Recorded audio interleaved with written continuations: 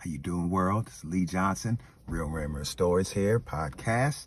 Checking in with you with another great episode of Car Questions. We're kicking it off this year. Car questions and even car statements.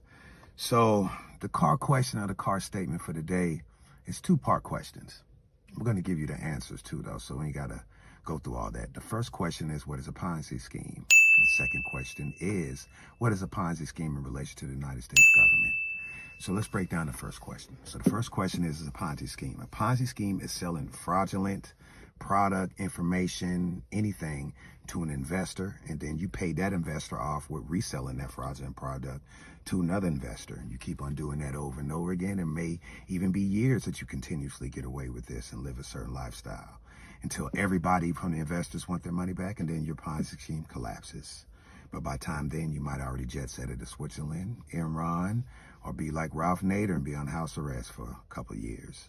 So either way, a Ponzi scheme is just a basically rip-off for the investors. So now a Ponzi scheme in relation to the United States is going to take us quite a little history lesson.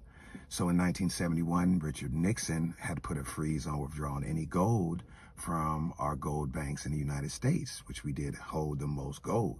Because prior to that, in 1944, our dollar had been nominated by the world economy, basically Europe, everybody was in World War II, that our dollar was going to be representation of the world. It would take over the representation of gold. So the only competitor of the dollar is naturally gold.